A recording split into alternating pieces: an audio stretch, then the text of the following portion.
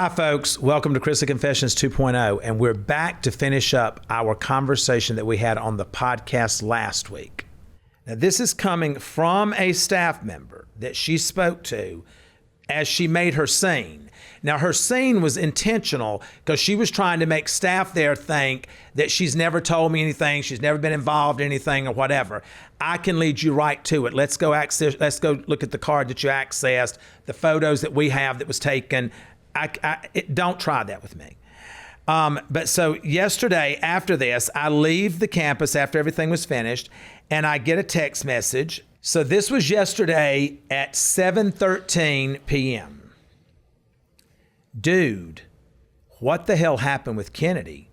She was your girl. I went back and said, right? That was all for show.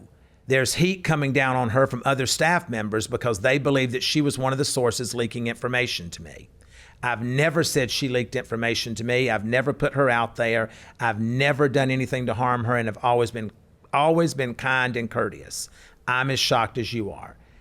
Yeah, I spoke with her. She was bugged that you put everyone on blast in my speech. I'd not even gotten that far. That you put everyone on blast, and that you're not understanding that some people like her try hard, and what has happened has destroyed not only her life, but many others that are working in Pensacola. She was also crying about her babysitter, etc. Apparently, she had to get Delgado to go pick her son up from babysitting. Now, I need to understand something. What does her drama with her having to get somebody to pick her child up have to do with me? Right. Did I mention any staff member's name in my speech? No. So I never called her out. No. Nor would I. I have said she was good to me. Right. But let's keep it real here. You knew that this abuse was going on. I begged you multiple times to report. You have an obligation as a Bureau of Prisons employee. You have a duty to report. You did not report these things. You were interviewed by OIA, and you went in there and you did not report. You were interviewed by OIG. You went in there and you did not report. I told you to your face I was disappointed that you did not disclose what you knew. And your response to me was, they never asked me that question. Well, folks, that's what happens in the Bureau of Prisons because these folks are trained for this. They bring in the Office of Internal Affairs, which is within the Bureau of Prisons, to interview their own people. So these guys, these men and women have been trained that don't ask, don't tell. Right. If you're not asked the question, don't volunteer an answer. Right. So as bad as I hate to do this today, Sarah, you did not tell. You did not report. You went in there knowing what was going on in RDAP. You knew what was going on with Warden Salisbury. You knew that Warden Salisbury said all you did was sit on your fat ass and do nothing. You knew that about the raids that was going on. You knew how they were tearing the dorms up. You knew how they were destroying people's property, stealing from the inmates. You told me your own self when you saw them coming, they asked you to participate, and you said, I'm out, and that you walked out of the front of the dorm and left. You knew they were doing it, and you still didn't report. So I'm not quite sure why you decided to create that drama yesterday, acting like you're taking up for Hackett when you don't even like Hackett. You and I've had these conversations. You don't like Dennis Proffitt. You didn't like Mandy Ramsey. You hated the warden. You don't like the AW. You didn't like Janet Gentilat. You're over there working with her right now. You have told me, and I would ask you to govern yourself with this, because you know about the pens that were used. You know about all the recordings. And if you think for 1 second that you slid through and didn't have any of that, you're mistaken. You said Janet Gentilat was a worthless piece of shit. She should have been fired, but because she was Warden Joseph's secretary, things were covered up and swept under the rug. You said that to me, Sarah. You also said she should be brought up on criminal charges for failing to put men in for their appropriate time, and that you knew for a fact that she was not putting men in for their appropriate time. You told me that, Sarah. So at the end of the day, what you did yesterday to try to create this ruse of that you didn't like me and that you didn't agree with what I was saying, you and I both know what it is here. And if we need to, We can sit down in a room with OIA. I'm willing to cover my ticket to go and do that. We're turning the recordings over to all of them. The director knows about the recordings now. Josh Smith knows about the recordings. Christy Bashirs knows about the recordings. And now Beth Reese, who's the head of OIA, knows about the recordings. So it's up to me as to what I turn over. So I would ask you to govern yourself accordingly, because if I do turn all these tapes over, it's not going to be good for you either. So we'll move on from that now. So after I give this speech and she shows her ass, and there was a lot of it, it's kind of dead silence. There's kind of a deafening in the room, and I finish doing my speech.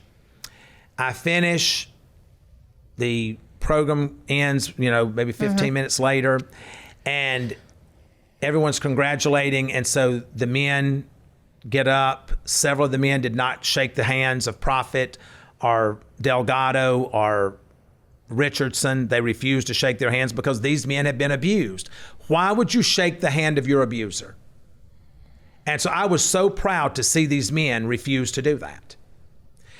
But as we're standing over here with the folks from DC, some of the men wanted to come over and shake my hand and say, Todd, thank you for coming, or whatever.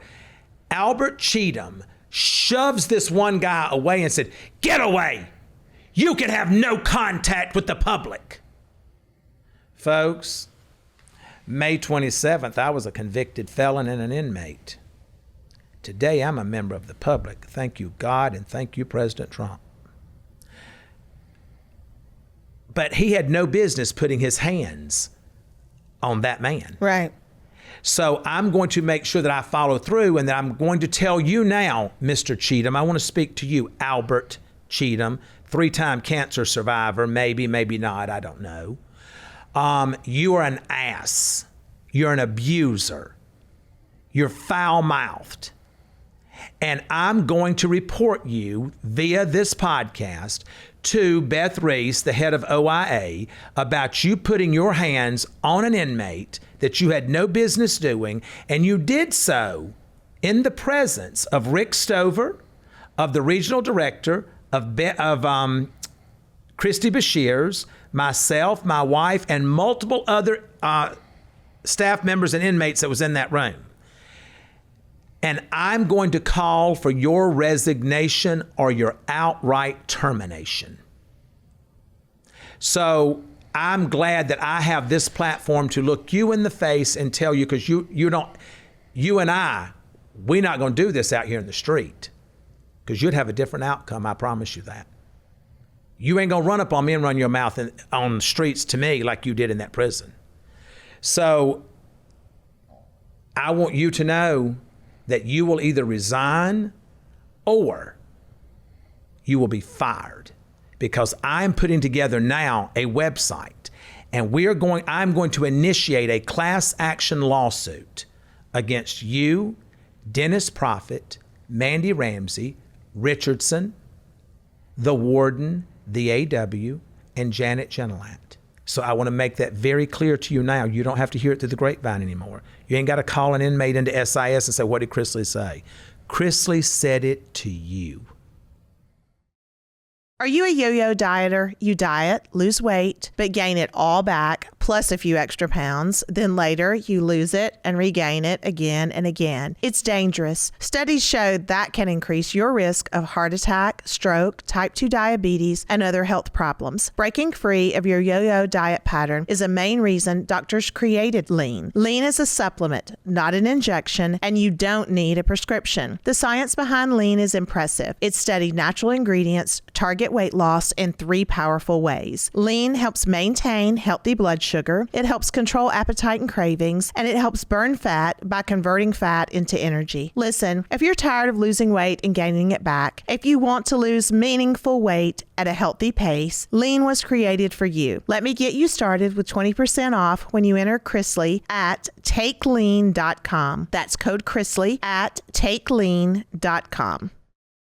Fall is in full swing, and it's the perfect time to refresh your wardrobe with pieces that feel as good as they look. Luckily, Quince makes it easy to look polished, stay warm, and save big without compromising on quality. Quince has all the elevated essentials for fall. Think 100% Mongolian cashmere from $50, washable silk tops and skirts, and perfectly tailored denim, all at prices that feel too good to be true. I'm eyeing their wool coats. They look designer level, but cost a fraction of the price, and the quality just as good, if not better. By partnering directly with ethical, top-tier factories, Quince cuts out the middleman to deliver luxury quality pieces at half the price of similar brands. It's the kind of wardrobe upgrade that makes you feel smart, stylish, and effortless. I have actually loved Quince. I started my Quince journey actually a couple of weeks ago, just out of the blue. I was looking for a blouse and I was Googling on my phone Quince. And I thought, okay, I'm going to try it. So I logged in, I ordered it. And when I tell you the quality was beyond, it was exactly what I was looking for because I had actually picked up something that was similar. I could not be happier. So then I decided, you know what? I need some new t-shirts. So I was able to order t-shirts. They absolutely feel like butter. They wash up so well and they hold their shape. So keep it classic and cozy this fall with long-lasting staples from Quince. Go to quince.com/Chrisley for free shipping on your order and 365-day return. That's QUINCE.com/Chrisley to get free shipping and 365-day return. Quince.com/Chrisley.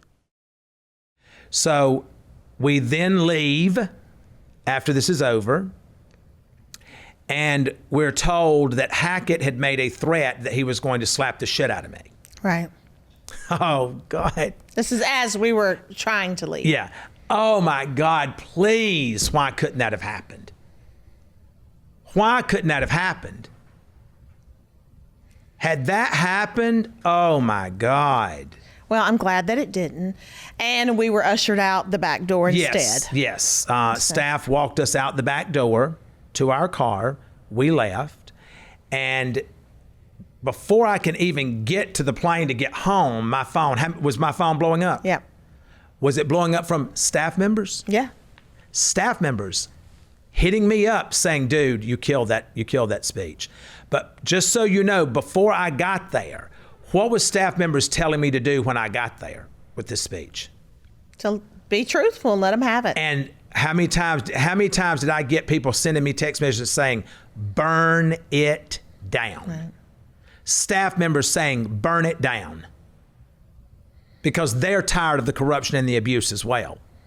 And so I have to give credit to Director Marshall because after he looked into all of this, he chose to go ahead and shut that prison down. Now, keep in mind, Colette Peters was going to shut down 7 facilities, 7 camps.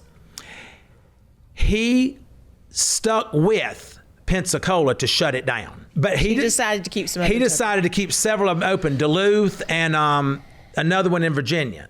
Morgantown. West Virginia. Yeah, West Virginia. So he decided to keep Morgantown and Duluth open. But he chose out of those 7 to keep those 2 open, but to stick with the other 5, Pensacola being one of them. So this man is doing his work and his team is doing their work. To know that that facility was corrupt from the top all the way down. When you have staff members coming in and saying, I want to shake your hand. Right. Congratulations, man. I'm glad you're home. I'm glad you're out of here. But because you were here, you're going to make change. Right. So it was a stressful day. I'm glad it's over. And it wasn't even really stressful for me because I didn't have the emotional attachment to it that you have. Right. Well, I think what you said, oh my God. We didn't have this kind of drama where I was. No, I'm so grateful because I did not have any of that, like that drama. It was crazy. I'm glad it was over. But I was emotionally spent from it. I mean, by 8:30 last night, I was sound asleep. And at 10 o'clock, I was sound asleep. It was crazy. And so I am glad it's over. I think we had said you were going to do this. Move on. No, I never said I was going to move on. Still with your reform, still with everything, but you're going to try to let some of the anger within you go and put it on more positive things of making change, of doing what you're doing in the Bureau. And I think that's important. But I don't want my tone to come across, because I am angry. Yes, it's very obvious. Yes. Like I'm exhausted from this podcast. I'm like, oh, ready for this to be over. I am angry because I know what I witnessed. Right. And I know that after I left, it got worse because they felt like there was no one there to tell on them. And I want to be very clear, folks, this is not just happening in one prison. This is happening all over the country. And whether you believe in prison or you don't believe in prison, or if someone does something wrong, they should go to prison, okay, that's okay. But they don't get to go to prison to be mistreated, to be dehumanized, to be broken, to have their spirit broken. Exactly, to have everything stripped away from them, from their loved ones to their homes, to their cars, to their children. I mean, I watched Cheatham deny an inmate because he had 11 children. He literally said, well, you can only have 4. He's literally making this man pick 4 children out of 11 that he can see. That's not okay. No, it's not. That's not reform.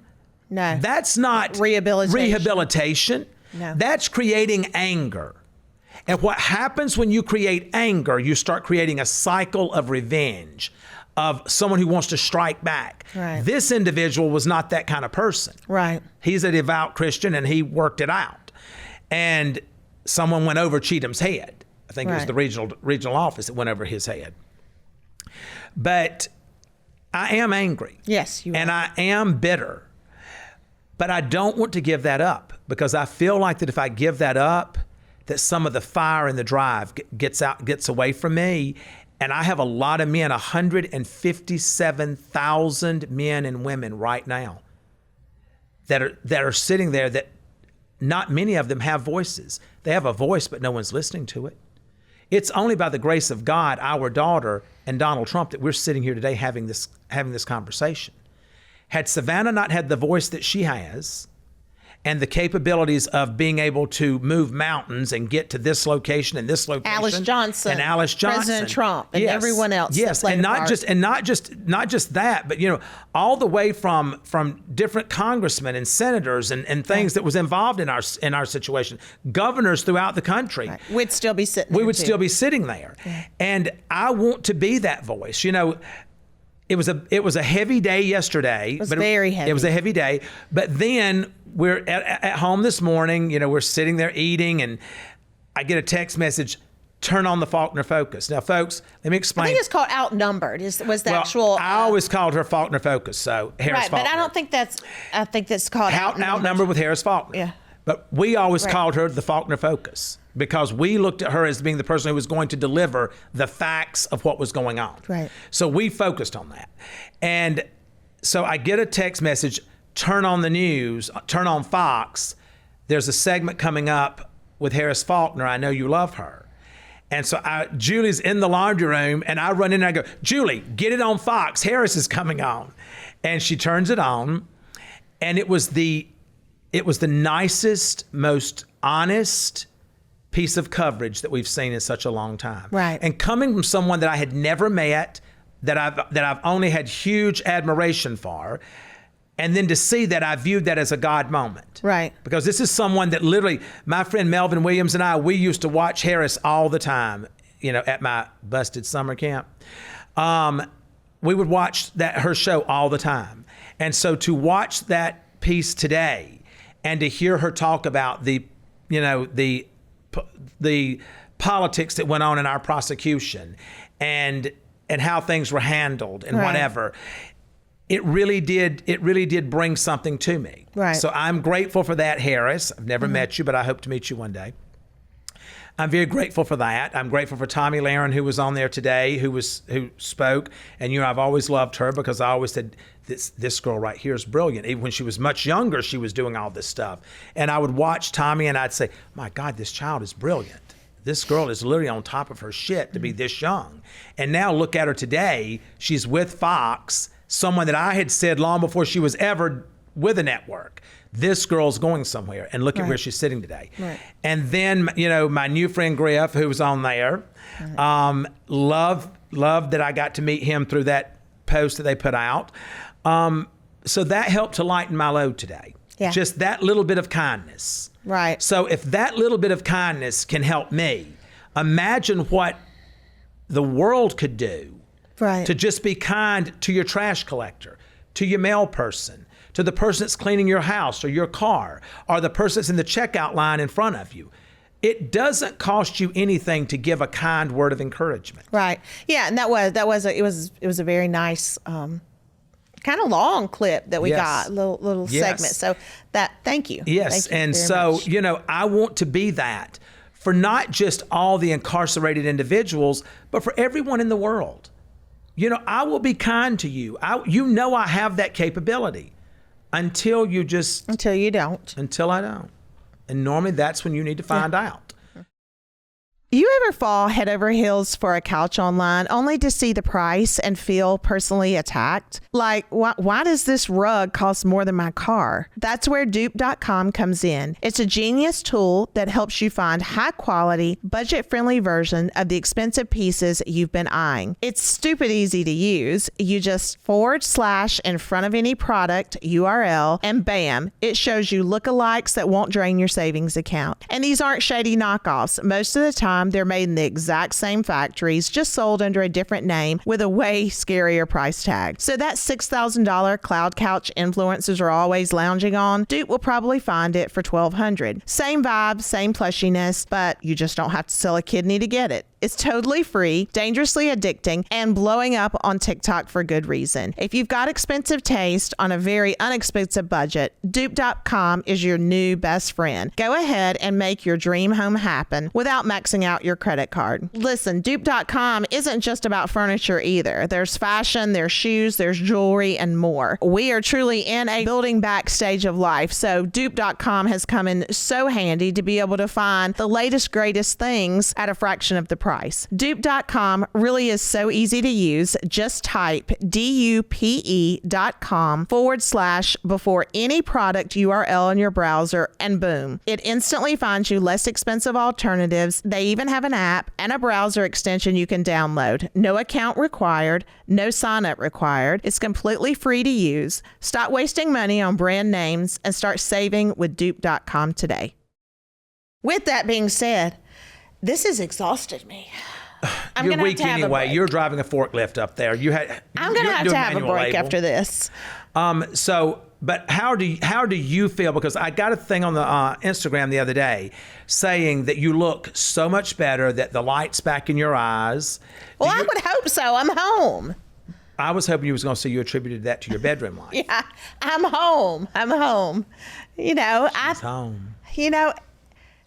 She's home with Daddy. I think, no, in all seriousness, I think people don't understand. You don't understand it if you've never walked in our shoes. That's right. If you've never been, and when I say walked in our shoes, I mean being none of us understand an incarcerated person. But I don't even think it's about incarceration, Julie. I literally said this to someone, that I was sitting in the car messaging with before I came in here. Right. That people will take from you for as long as you're willing to give. Right.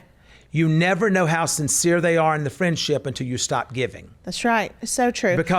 And everyone's problems, their problem may be a child that has a cold.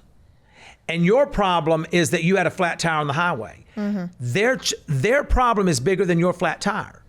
But not to them. But no, their problem to them is bigger. Everyone's heart is their heart. That's and right. I've said That's that right. many, many times. So I don't think that we can fault people for not feeling the same way we feel about our pain. Right. Because, and just like you said, you don't know it. This final little bit was about me. Okay. And about my light and about me being bright and shiny and my light being back on. Well, you know what they say, it does that for your skin. Whatever, Todd. I think people don't realize just how difficult it is to be back into society, to be thrown back in. I am so grateful again, President Trump, Alice, my daughter, everyone that helped me get here. Mm-hmm. But it was a huge adjustment coming back, just and all of a sudden just coming home. And I think people expected us to be the same way that we were before we left. And I don't think you can go through this and be the same person. I will never be the same. If you do, then it was wasted. Right, but even good and bad. I think it changes you, and not all for the good, not all for the bad. So I do think it took me some time just to reacclimate, to, just get back. You develop this kind of hardness, I feel like, when you're in prison, because Survival mode. it's a defense mechanism. It's a way to get you through the day. And I think it takes a while to kind of crack that shell and kind of let your guard down, if you will. So I think it just takes some time. But thank you for people that said my light's back. What do you consider your hard? From what? From prison? From everything that has gone on in life in general, prison included, what has been your hard? Well, I have to say that's definitely been my hard, because, I was away from my children. I was away from you. And that was hard. That was hard because those are two things that I hold very near and dear, is being a wife and being a mother, and not being able to be there for my kids, especially for being 2.5 years that I can't get back. Right. I can does not matter what I do from this moment on, or from the time that I walked out of there, I can never get those 2.5 years back. And I think that's hard. That's hard. There were some hard days when, holidays and birthdays and things happen at home, and you want to be there. You need to be there for your kids, and you can't. That was the hard for me. That was the hard. Yeah, the conditions were horrible. I had no air. It was a 100-year-old building. I was breathing asbestos and black mold and all the everything. Right. But that wasn't the hard. That the hard was being away from you, being away from the kids, not being able to be there and be a mother to my children. That wasn't my hard. I mean, that wasn't my hard. My hard was still your diagnosis in 2012 of breast cancer. Right. And we've talked about this. Yeah. I do have PTSD from that. Right.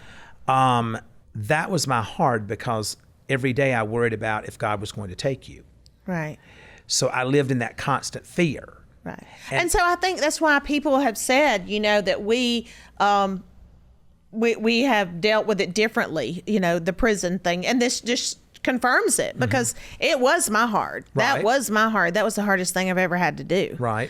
And for me, with my breast cancer, I was so determined in my gut and in my heart and in my mind and my spirit that I knew I was going to do everything I could to survive, to get through it. And I was always just very upbeat and very, when it came to that, so that wasn't, it was hard. It was very hard, but I also feel like there's so many people that have it so much harder and through their breast cancer journey. So I have to acknowledge that, because it could have been so much worse than what I went through. Agreed. And we've witnessed that. But I think for me, as we talked about earlier, someone's hard is always harder for them than it is for someone else. Right. My hard was knowing that I had found the love of my life, the person that I felt the safest with I'd ever felt in my life, that I could have conversations with about anything, that had been my biggest cheerleader, that gave me that, that push. And here I was kind of like cruising along in my life. Right. And everything was good. And that happened. And there was a part of me that literally started preparing for the worst. Right. For preparing for, that if God were to take you. Right. And for the first time in my life, I could not see a path forward. And yourself with me, I always have a path forward. Right. And I never could find that path forward. Right. And I would, I was up all hours of the night on the internet, researching, finding you the best doctors, doing whatever had to be done, and praying nonstop. And there was still no path forward. Right. And I realize now that there was no path forward because God, your road was not over. Right. So there couldn't be a path forward. Right. So I understand that now. Right.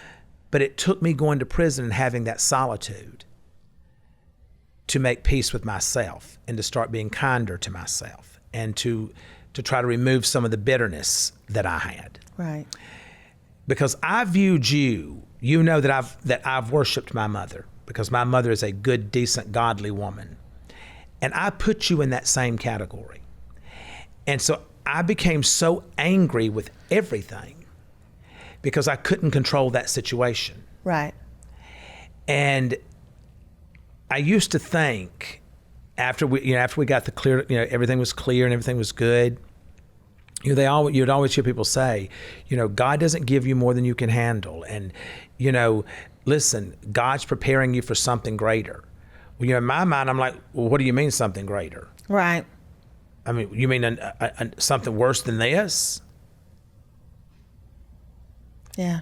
God prepared me for something. God prepared me. I don't consider prison worse than this. Right. Because at least I knew I was coming home and I was going to still have you. Right. Before, the alternative was there was going to become a day within 3 to 5 years that I could possibly no longer have you again in my life. That was not what I was dealing with. There was an expiration date on this sentence. Yes. There was a time that I knew I was coming back to you. Right. So that's why I think it wasn't as hard on me. Right. Because I had already been desensitized to that kind of pain of separation. In my mind, I had already had that separation and loss from you because of the breast cancer. Right. And what people don't realize is that the toll that it takes on a marriage to go through what we went through, because we had that rough year there of, But I think we've gone through so many things that have been rough. We've had so much trauma. According to statistically speaking, we should not be together. No. When you look at a cancer diagnosis, when you look at a prison sentence for both of us, when you look at being in the public eye, I mean, there's so many different things. Right, and you've had your own family betray you. We shouldn't even, and so, we started the podcast with talking about rumors and everything, and it was. One of the things that was out there was that I faked my breast cancer diagnosis. And that to me is just like, that just hurts my heart because I know what I went through. That day in March of 2012 was a day I'll never forget, March 5th, 2012. But I don't, here again, and folks, if you click on those things like that and you see these headlines, you're perpetuating these lies. So it's just, it's to think that someone, when you have women out here, fighting tooth and nail to stay alive, and who would ever fake something like that? That is just beyond my realm of comprehension. It just pains my heart to think that that's something that people would ever say after going through that. But there were also articles written that said that while we were in prison, that you were filing for divorce because you were resentful because I had not done enough to keep you out of prison. Would you address that? Well, you fought this case literally from day one, And there was, for a long time, I was never mentioned in the case. I was never mentioned in all years, for years. And never was until I refused to take 15 years. Right. And so, I think that, it is what it is at this point, and it's over and it's done with. But one of the things that they said was that I did not fight hard enough for you and you were resentful for that. Is that true? Is there any truth to that? No, there's not any truth to that. Did you pick your own counsel for this case? Yes. So I never did that. No, no, we each had our own counsel. Right. So when they say that that you were upset that I hired the better lawyers for me versus you, is there any truth? I've not heard that, but that was I don't believe that. Yeah. And our team worked together. Exactly. At the end of the day, it was what it was. Let's just call a spade a spade. It obviously didn't work out too well for either one of us. No, and that's something else that's going to be addressed. But at the end of the day, we survived it. We survived it, and as as heavy and as hard as yesterday was, I'm glad you did it. I hope it brought some healing to you and to the men that were there yesterday, that they did feel like that they had a voice. That's my hope. And you will continue. We will continue this fight. We will continue trying to create change and bring awareness to things because we've lived it. Right. And it's so close to us because we have lived it. Right. So for that, I think we have to wrap this because I'm exhausted, folks. So until next week, good luck and God bless.